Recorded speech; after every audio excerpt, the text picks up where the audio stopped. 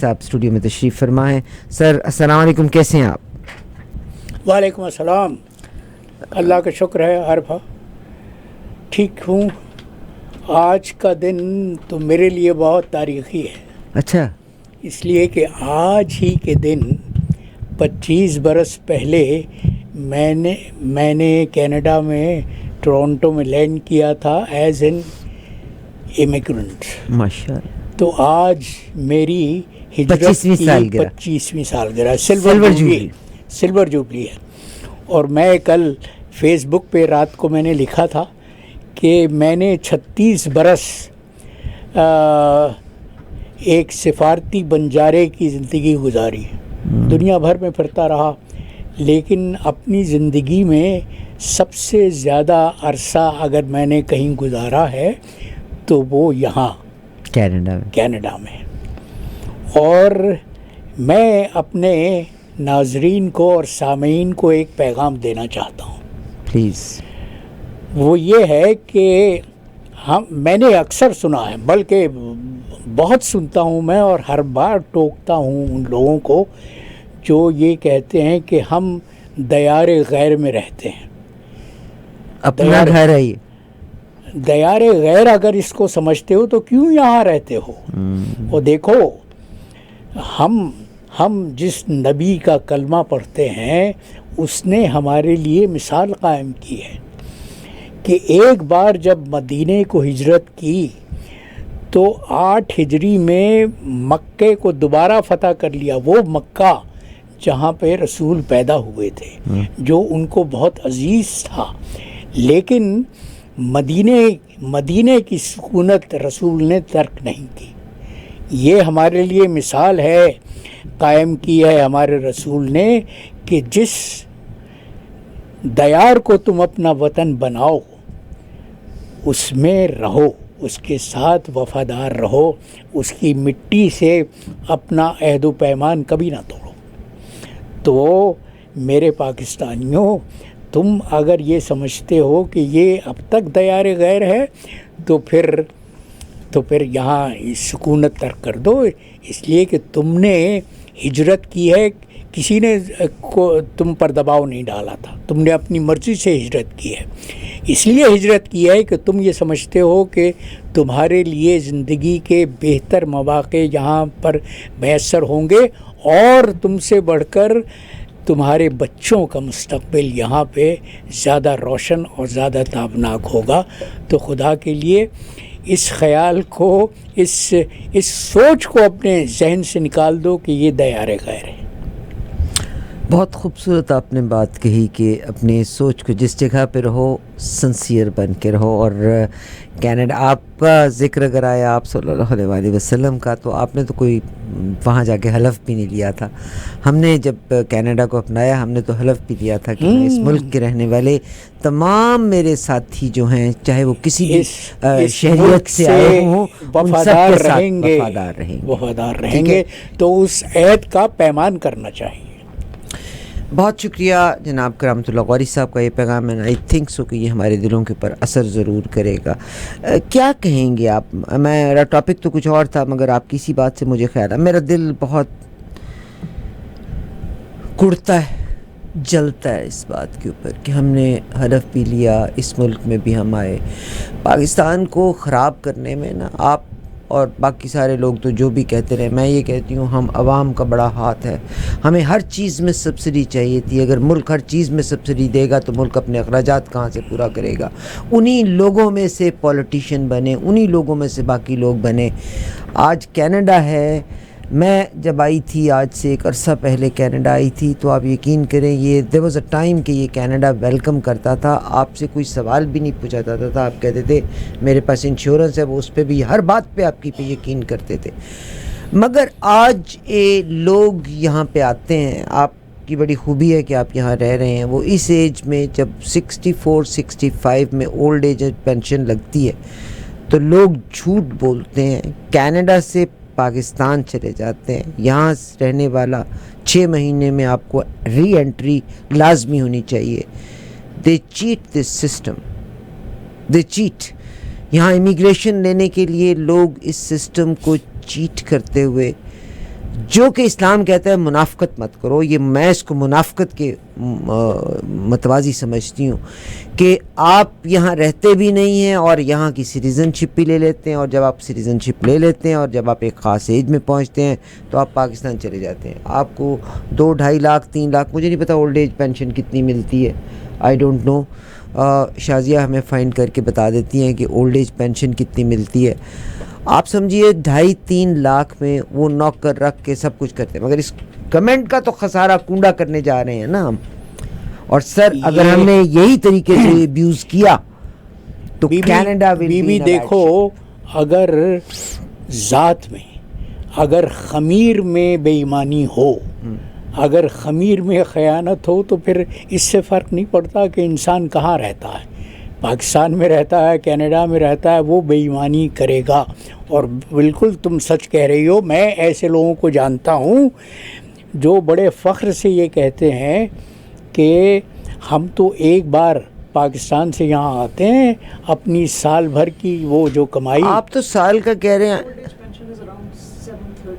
730, میرا خیال ہے ہاں 1000 تک کے قریب مل جاتا ہے. اس کے علاوہ جن لوگوں کی کینیڈا میں ایک منیمم لیول حکومت نے مقرر کیا ہوا ہے کہ اتنے افراد کے کنبے کے لیے یہ کم سے کم آمدنی ہونی چاہیے. اگر وہ آمدنی آپ کی نہیں ہوتی تو پھر ضعیف ہونے کے بعد, سینئر ہونے کے بعد, وہ آپ کو income support, supplemental income support بھی ملتی ہے. سپلیمنٹل انکم سپورٹ بھی ملتی ہے. اور میں ایسے لوگوں کو جانتا ہوں. میں یہ کہہ رہا تھا, مجھے ندامت ہوتی ہے, مجھے شرم آتی ہے وہ جب مجھ سے فخر کے ساتھ یہ کہتے ہیں کہ ہم تو ایک بار سال میں ایک بار آتے ہیں اور وہ سال بھر جو ان کے اکاؤنٹ میں پیسے جمع ہوتے رہتے ہیں وہ لے کے واپس پاکستان چلے جاتے ہیں. اور نہیں سر, انہوں نے باقی ملنے والوں کو پنس دی ہوئی ہیں, وہ یہاں سے سب کچھ ہو رہا ہوتا ہے. Very sad. وہ کینیڈا نے جو سہولتیں دی ہوئی ہیں, جو رعایتیں دی ہوئی ہیں اپنے شہریوں کو, یہ ان کے ساتھ ناجائز فائدہ اٹھانے والی بات ہے. بہت شکریہ. میں اور آپ اکثر ہم ایکس کے اوپر جب جاتے ہیں تو ہم پاکستانی اپنی کنویں کے بیچ میں گھومنا شروع کرتے ہیں. ریسنٹلی ایک جج اپوائنٹ ہوئے ہیں انڈین کمیونٹی سے, اور ویری ٹیلنٹڈ مین, جو پہلے ایک زمانے میں ورلڈ سکھ آرگنائزیشن کے ساتھ تھے, پھر انہوں نے یوتھ کے لیے بہت سارا کام کیا. اب وہ ایک جج اپوائنٹ ہوئے ہیں ان کیلگری کی سائٹ پہ. تو میں وہاں پہ ریئیکشن دیکھ رہی تھی مین اسٹریم کا, گوروں کا ریئیکشن, بڑا برا ریئیکشن تھا. حالانکہ جگمیت سنگھ ہمارے این ڈی پی کو بھی لیڈ کرتے رہے. There are so many good people who are contributing better than anybody else. مگر میں عام پاکستانی کو کہتی ہوں, شاید آپ کو میری بات اچھی نہ لگے, یہیں سے میرا اگلا سوال نے جنم لیا. میں تو بول دیا آج, حالانکہ دے آر مائی لسنرس. آپ لوگ جب میں یہ کہتی ہوں, جب آپ امبیسڈر بھی تھے, کہ that was the time when you could have bring a change in the system. I think we should bring a change in this system now, تاکہ ہم کینیڈا کو جو لوگ ابیوز کرتے ہیں وہ نہ کر سکیں. نہیں, ہم یہاں سسٹم کو بدلنے کی ضرورت نہیں ہے. میں سسٹم کو بدلنے کی بات نہیں کر رہی, میں سسٹم کی ابیوز کو روکنے کی بات کر رہی ہوں. میں سسٹم بدلنے کی بات بالکل نہیں کر رہی. اس کے لیے ہمیں اپنے ذاتی کردار کو سنوارنا ہوگا, کردار میں تطہیر کرنی ہوگی. میں نے تمہیں مولانا روم کا, وہ جن کو میں اپنا مرشد مانتا ہوں, میں نے ان کا قول تمہیں سنایا تھا کہ مولانا نے کہا کہ پہلے میرے ذہن میں یہ خناس تھا کہ میں دنیا کو سنوار دوں. اس کے بعد مجھے احساس ہوا میں کہ خود کو سنوار لوں, میں اپنے آپ کو سنواروں پہلے, اس لیے کہ اگر میں اپنے آپ کو سنواروں گا تو دنیا خود بخود سنور جائے. کیا خوبصورت بات ہے, بہت پیاری بات ہے سر. اسی پہ بات تو ہر فرد اگر اپنے آپ کو سنوار لے, اگر وہ اپنے دل میں دیانت پیدا کرے, ایمان پیدا کرے, جو کلمہ پڑھتا ہے اس کی تفسیر اس کے کردار میں, اس کے عمل میں دکھائی دینی چاہیے. ٹھیک سر. آئیے صاحب اب تھوڑا سا پالیٹکس کی طرف بھی دیکھ لیتے ہیں. پاکستان کی صورتحال، نہ صرف پاکستان، آج میں افریقہ کا بھی دیکھ رہی تھی کہ گاؤں کے گاؤں صفاستی سے مٹ گئے. کہتے ہیں ایک گاؤں میں جتنے لوگ تھے تمام کے تمام یہ بالکل پلین ہو گئی ہے آبادی. گھر بیٹھ کے 1000 کے قریب لوگ مٹی کے بیچ میں ہی دفن ہو گئے. کوئی پرسان حال نہیں ہے. افریقہ کی بات کر لیں آپ، پاکستان کی بات کر لیں، دور کیوں جاتے ہیں؟ 2 مہینے پہلے امریکہ کی گلیوں میں بھی اسی طرح سے پانی دوڑا تھا جس شدت سے اس وقت آپ پاکستان کی طرف دیکھ رہے ہیں. اس کا بھی میں تذکرہ کروں گی. پنجاب میں عمران خان صاحب کو ڈبویا بزدار نے، عثمان بزدار نے. بہت سے مواقع تھے جب ان کو یہ کہا گیا کہ بزدار کو ہٹا دیا جائے، but he was under some pressures he could never remove Buzdar, اور بزدار پورے کے پورے بیڑے کو لے کے ڈبو دیا اس نے. آج اس کا بیان آیا ہے کہ سازشیں کرنے والوں کا مجھے علم ہے، اب میں وزیر اعلیٰ بن کر دکھاؤں گا. اور انہوں نے بڑے عرصے کے بعد بڑا خاموش رہا ہے، پتہ ہی نہیں تھا کہاں ہے. اس نے کبھی عمران خان صاحب کے حق میں یا ان کے لیے کوئی بیان نہیں دی. آج انہوں نے جو لوگ 2 صوبائی وزراء ان کو چیلنج کر رہے تھے یا ان کی کہ انہوں نے عیش بھی کیا، انہوں نے ہر کرپشن بھی کی اپنے دور میں. علیم خان نے جو بستی بسائی تھی راوی کے کنارے وہ ڈوب گئی ہے. جی اس کا بعد میں بات کرتے ہیں. ابھی تو عثمان بزدار کی بات کر رہے ہیں نا. اور یہ بستی بھی جو بنائی تھی ظاہر عمران خان صاحب کے دور میں، Aleem Khan was very close to Imran Khan صاحب. وہ ایک الگ کہانی ہے. بالکل سچ کے ساتھ چلیں. I don't have to live this life forever, nobody is going to support me, not at all. مگر بزدار صاحب کے بارے میں آپ کیا کہیں گے؟ بزدار صاحب کا جو دور تھا وہ پنجاب کے حق میں نہیں تھا اور نہ تحریک انصاف کے حق میں تھا. Thank you very much sir, thank you. Imran Khan پر 1000 اعتراضات ہوئے اس ایک شخص کی وجہ سے. اور میں سمجھنے سے قاصر ہوں کہ عمران نے کیا سوچ کے ایک ایسے شخص کو پنجاب کا، جو ملک کا سب سے بڑا صوبہ ہے، جس صوبے میں پاکستان کی 65% آبادی رہتی ہے، اس کا وزیر اعلیٰ بنایا تھا. یہ تو بی بنانے والوں کا کارنامہ تو یہ ہے کہ اب انہوں نے جو چیف منسٹر پنجاب پر مسلط کیے ہیں ان کے کارنامے دیکھ لو کہ جب سیلاب کا پانی لاہور میں داخل ہونے والا تھا تو وہ اپنا جہاز بھر کے اور جاپان کے دورے پر چلی گئیں.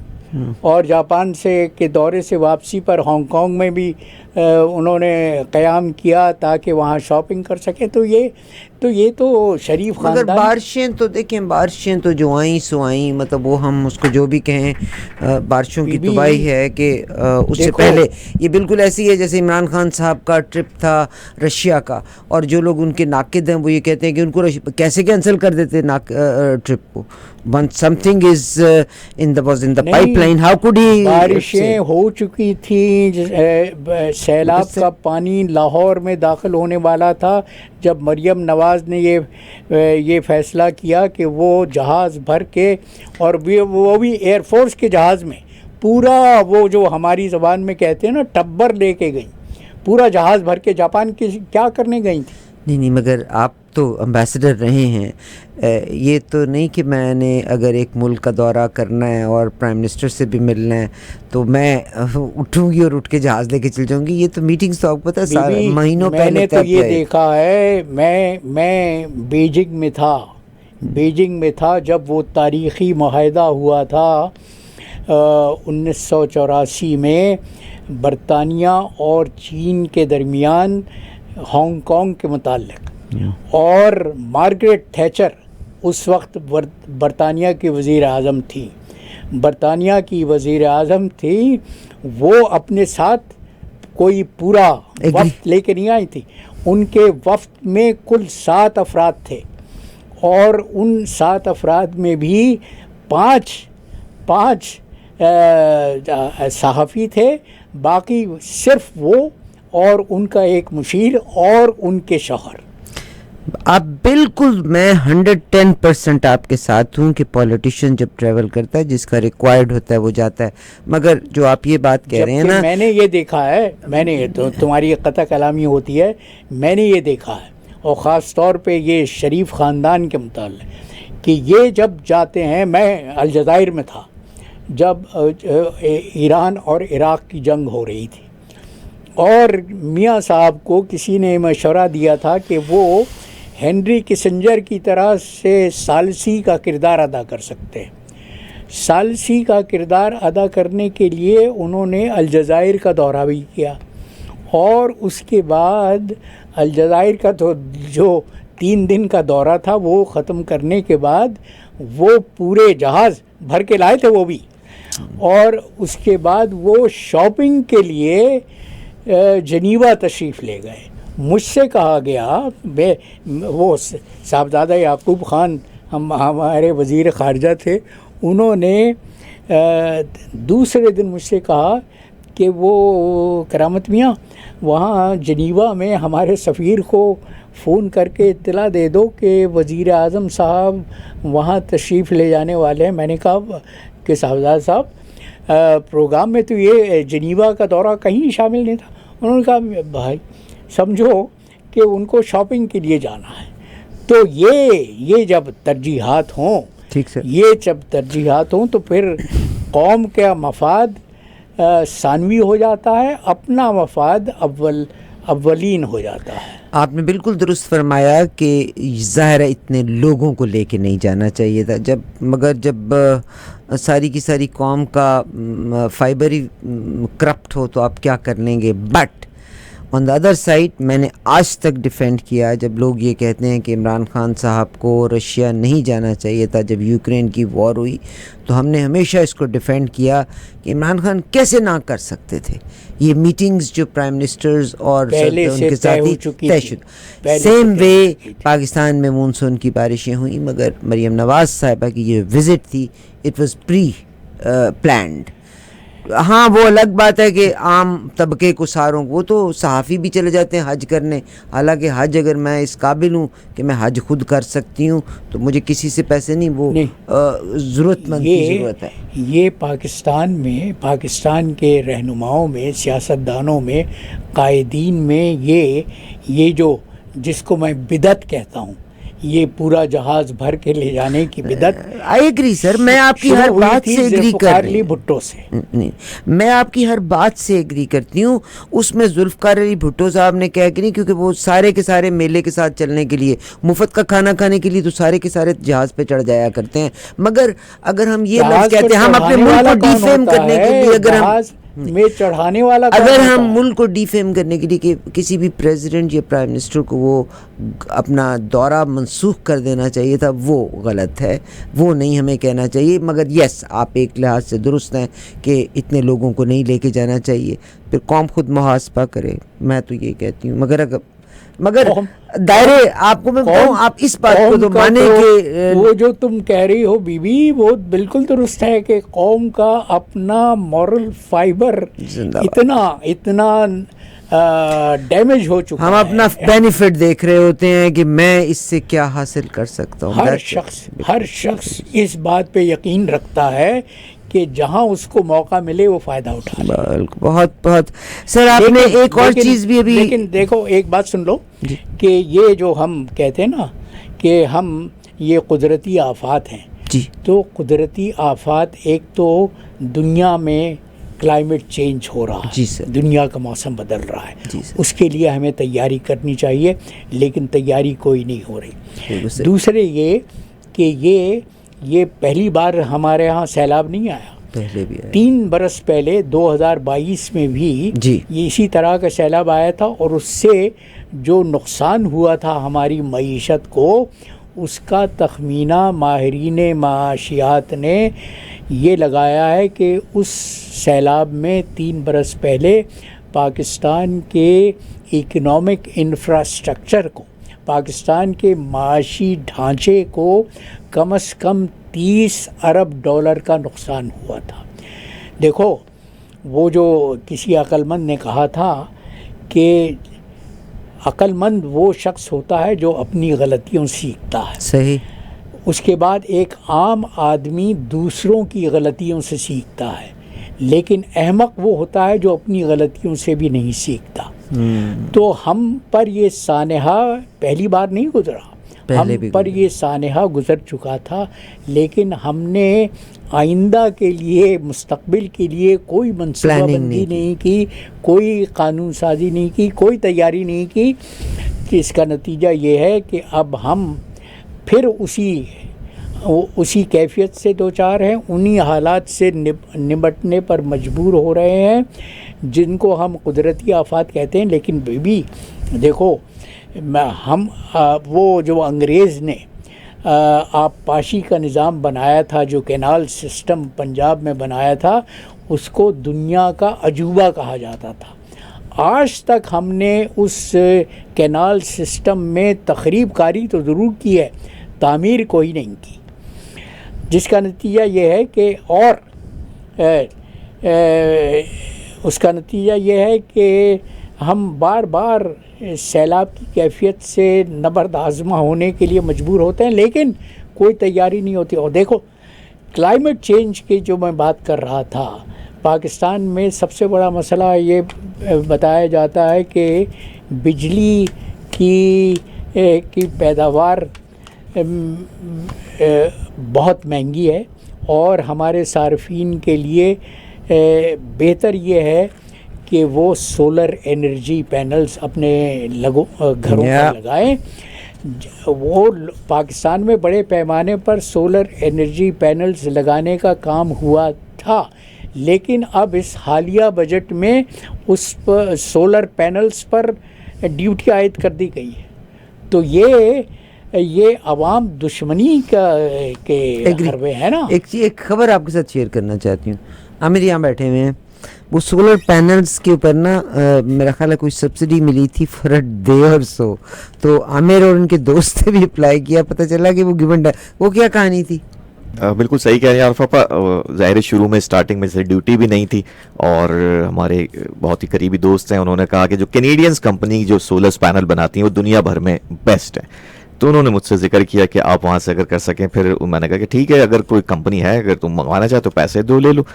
تو انہوں نے جب کراچی میں تھے، انہوں نے جب یہ سارا پچھلے سال کی بات، پچھلے سال بھر پہلے کی بات ہوگی، جب یہ گورنمنٹ آنے کے جب یہ ٹیکس بھی نہیں لگا تھا، تو اس وقت یہ انہوں نے جب ڈگنگ کی امپورٹ کرنے کے لیے، پتہ چلا کہ وہاں پر جو ایک کوٹا ہے خاص قسم کا، وہ انہوں نے ایک کمپنی، میں یہاں نام نہیں لوں گا، ظاہر ہے سب کو معلوم ہے کہ ان کو الاٹ کی گئی ہیں. ایک پولیٹیشین جو ہے وہ نہیں لے سکتے. سب جانتے ہیں کہ کون سیاستداں ہیں، وہی جو اور اس کو ملک پر مسلط کرنے نہیں، اس کا یہ کہ وہ پولیٹیشین کی فیملی کو وہ ایک گیون پیریڈ کے لیے انہوں نے کوٹا دے دیا، اور انہوں نے سارا امپورٹ جو ہے وہ خود سے کر لیا. ایک عام آدمی جو چاہتا تھا کہ وہاں پر سولر کو انسٹال کر لے، اپنا بزنس شروع کر لے، تو وہ نہیں کر سکا.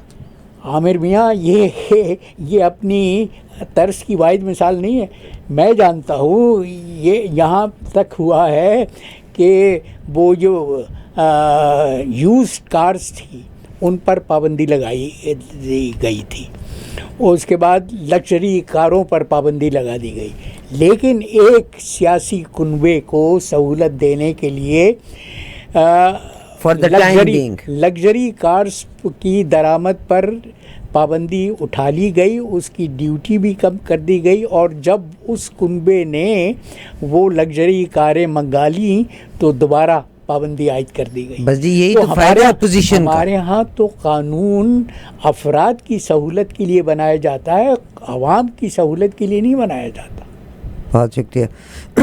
Any thing else what you would like to. میں آج ذکر کرنا چاہتی ہوں کہ پاکستان میں آپ ایک اور چیز بھی شیئر کرنا چاہ رہے تھے کہ جو پاکستان کی بہت ساری، مگر میں آپ سے ایک بات بھی کہنا چاہتی ہوں کہ بہت سے لوگ فیک نیوز بھی لے کے آ رہے ہیں. ابھی آپ نے کہا کہ آرمی ویٹرنز ایسوسیشن نے ویٹرنز آف پاکستان نے کیا خبر دی ہے؟ انہوں نے یہ کہا ہے، اور جو میں بہت عرصے سے کہتا آ رہا ہوں، کہ مواخذہ سب کا ہونا چاہیے، اکاؤنٹیبلٹی ہونی چاہیے. اور دیکھو، ہماری بدنصیبی یہ ہے کہ ہم نے اپنے آپ کو ایک غار میں بند کر لیا ہے اور اس سے نکلنے کی جو روشنی کی ضرورت ہے وہ ہم روشنی پیدا کرنا نہیں چاہتے. مثال کے طور پر مثال کے طور پر 1971 میں جو سقوط ڈھاکہ ہوا تھا اس کے بعد ایک حمود الرحمن کمیشن بنایا گیا تھا. اس حمود الرحمن کمیشن نے یہ سفارشات نام لے کے، جرنیلوں کا نام لے کے یہ سفارش کی تھی کہ ان پر کھلی عدالت میں مقدمہ چلایا جائے، لیکن آج تک وہ حمود الرحمن کمیشن کی رپورٹ نہ شائع ہونے دی گئی ہے، نہ کسی کا احتساب ہوا ہے. تو ہمارے ہاں احتساب ہوتا رہا ہے لیکن وہ سلیکٹو ہوا ہے. ہم نے ایک وزیر اعظم کو دن دہاڑے قتل کر دیا، ایک وزیر اعظم کو اسی جگہ پر برسوں بعد وہاں پہ شام کے ملگجے میں قتل کر دیا، ایک وزیر اعظم کو ہم نے پھانسی پر چڑھا دیا، ایک وزیر اعظم پچھلے 2 برس سے معتوب ہے، جیل کی سلاخوں کے پیچھے بند ہے. لیکن میں تم سے سوال کرتا ہوں کہ آج تک کسی جرنیل کا کسی کھلی عدالت میں احتساب ہوا؟ کسی پر مقدمہ چلایا گیا؟ تو جو قوم اپنی غلطیوں سے نہیں سیکھتی، اپنا احتساب نہیں کرتی، وہ ہمیشہ تاریکی میں بھٹکتی رہتی ہے، اسے باہر نکلنے کا کوئی سراغ، کوئی راستہ نہیں ملتا. بہت زبردست آپ نے بات کی. میں اسی کو لنک کرنا چاہتی ہوں. کورس جیسے پرویز مشرف صاحب پہ آپ کو پتہ ہی ہے کیا فرد جرم عائد کی گئی تھی، مگر وہ نکل گئے اور جب پھر ان کی ڈیتھ ہو جاتی ہے، ان کو پاکستان لے کے جایا گیا، پرچم کے ساتھ دفنایا گیا، تو ان کے کیے دھرے سارے بھول گئے تھے. ایک سوال میرا ابھی ریسنٹلی، کیونکہ پرائم منسٹر جب وائس پرائم منسٹر جو ہمارے جو ہیں ڈپٹی پرائم منسٹر وہ بنگلہ دیش گئے، ابھی پاکستان میں پھر زلزلے آئے ہوئے ہیں، سیلاب آئے ہیں اور بڑا نقصان ہوا ہے. بنگلہ دیش نے کہا ہے کہ وہ جو ہمارے سیلاب آئے تھے اور انٹرنیشنل ہیلپ بھی کی گئی تھی، تو مگر ہمارا حصہ ہم کو نہیں دیا گیا تھا. حالانکہ بنگلہ دیش پاکستان سے اچھے ٹرمز چاہتا ہے اور ہے بھی اس میں. کیا فرمائیں گے اس کے بارے میں؟ ہمیں اپنے بنگلہ دیش کے تعلقات پر نظر ثانی کرنی چاہیے اور سنجیدگی سے کرنی چاہیے. دیکھو، حسینہ واجد کی حکومت کا تختہ الٹنے کے بعد جو عبوری حکومت بنگلہ دیش میں حکومت کر رہی ہے، وہ پاکستان سے بہتر تعلقات چاہتی ہے. وہ یہ چاہتے ہیں کہ ہم 2 بھائی جو بچھڑ گئے تھے وہ پھر سے آ ملیں، لیکن ان کے کچھ مطالبات ہیں جن پر ہمیں سنجیدگی سے غور کرنا چاہیے. اور مطالبہ ان کا، ہمارے پچھلے پروگرام میں بھی اس پر بات کر رہے تھے، ان کا مطالبہ یہ ہے کہ پاکستان نے جو کچھ اس مشرقی پاکستان کے المیے کے دوران، سانحے کے دوران جو سیلاب کے لحاظ سے بات کری، وہاں جب سیلاب آیا کرتا تھا، اور ان کا مطالبہ یہ ہے کہ پاکستان معافی مانگے اور اپنی غلطیوں کو تسلیم کرے. اور اس کے علاوہ جو ضمنی مطالبات ہیں ان میں یہ بھی ہے کہ بنگلہ دیش میں جب مشرقی پاکستان میں سیلاب آیا تھا اور اس کے نام پر ہم نے دنیا بھر سے امداد وصول کی تھی، اس کا کوئی پیسہ بھی مشرقی پاکستان میں نہیں لگایا گیا تھا. لہٰذا بنگلہ دیش کا یہ مطالبہ ہے کہ وہ رقم ان کو ادا کی جائے. وہ ضمنی مطالبات ہیں جن پر ہم افہام و تفہیم کے ساتھ کسی حل پر پہنچ سکتے ہیں، لیکن نیت ہونی چاہیے. نیت اگر سالم ہو تو ہر اندھیرے غار سے رستہ نکل آتا ہے. لیکن اگر نیت میں فتور ہو، نیت میں ہی کھوٹ ہو، تو پھر تو نہ وہ کیفیت ہوتی ہے، نہ جائے ماندہ نہ پائے رفت. بہت شکریہ جناب کرامت اللہ غوری صاحب سے بات کی. میں زندگی کو کچھ اور اینگل سے دیکھتی ہوں. الحمدللہ میں مسلمان ہوں. آئی فیل بلیسڈ. مگر I am a for granted مسلمان کہ میں مسلمان گھر میں پیدا ہوئی تھی. مگر جب میں اپنی تاریخ کو دیکھتی ہوں، ابھی ہم ایک پروگرام شروع کرنا چاہ رہے تھے تاریخ کے حوالے سے. آپ خالد بن ولید کی بات کر لیں، کچھ لوگ ان کے پرو ہیں، کچھ ان کے اگینسٹ ہیں. آپ صلی اللہ علیہ وسلم کی بات کر لیں، ہم آج بھی ان کی خاطر دنیا میں کسی کو مارنے سے گریز نہیں کرتے. مگر مسلمانوں نے ہی ان کے نواسوں کو، جن کے ہونٹوں پہ آپ نے بوسے دیے تھے، جن کے ماتھے پہ بوسے دیے تھے، ان کی شہادت کا باعث بن گئے. آپ اسیسینیشن کی بات کرتے ہیں تو ہمارے خلفائے راشدین میں سے 3 خلفائے راشدین ان کو اسیسینیٹ کر دیا گیا تھا. حضرت علی کرم اللہ وجہہ، وہ بچہ جو سب سے پہلے ایمان لایا تھا، کیا اینڈ ہوا اس کا. اور وہ جو خاتون جنت کا شوہر تھا، وہ جو آپ صلی اللہ علیہ وسلم کے بیٹوں کو لانے، اگر اللہ کی مصلحت تھی کہ آج دنیا کا ہر شخص آپ صلی اللہ علیہ وسلم کا نام جپتا ہے، مگر ان کی بیٹی کے شوہر جن کو ہم خاتون جنت کہتے ہیں، حضرت علی کے ساتھ کیا ہوا. بہرحال شاید پرابلم ہم سب میں. یہ تو وہ دین کے مسائل ہیں بیوی، جو 1400 برس میں حل نہیں ہو سکے. اور میں ایک بات یہ کہتا ہوں کہ پوری اسلامی تاریخ ایک فرد کے گرد گھومتی ہے. وہ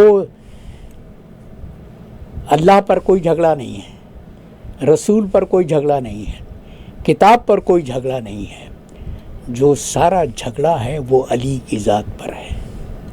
علی کی ذات کے گرد پوری اسلامی تاریخ گھومتی ہے.